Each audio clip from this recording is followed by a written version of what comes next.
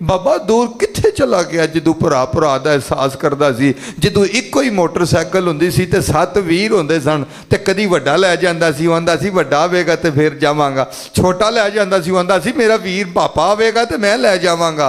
हैं एक मोटरसाइकिल सारे इस्तेमाल करते सन। ते जिद्दन बाबा वड्डे दी शादी होई ना, वड्डे दा ब्याह होया ते ओदी बुढ़ी आ गई ते जनाब छोटा मोटरसाइकिल मंगण वास्ते आया ते उन्हें कहा किहड़ी मोटरसाइकिल, ये साडी है मेरे खामन दी है, चल दौड़ जा, असी मोटरसाइकिल नहीं देनी। पता नहीं किवें मेरा खामद पैसे कमा के मजदूरियां करके मिस्त्रियां पिछे दिहाड़ी ला के ते मोटरसाइकिल उन्हें लियांदी है, मिंट मिंट बाद मंगण आ जांदे हो।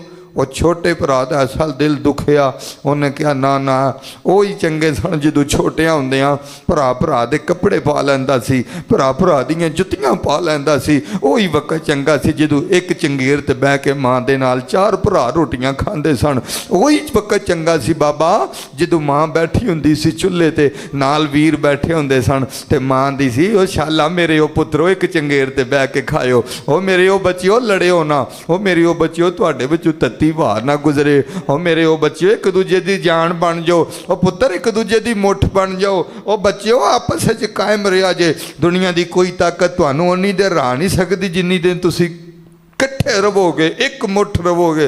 बाबा फिर अज किहड़ी चीज़ है जिन्हें यार भरा नूं भरा तू जुदा कर दिता, जिन्हें भरा नूं भरा तू दूर कर दिता। खुदा दा वास्ता अपने वीरां दी कदर करो।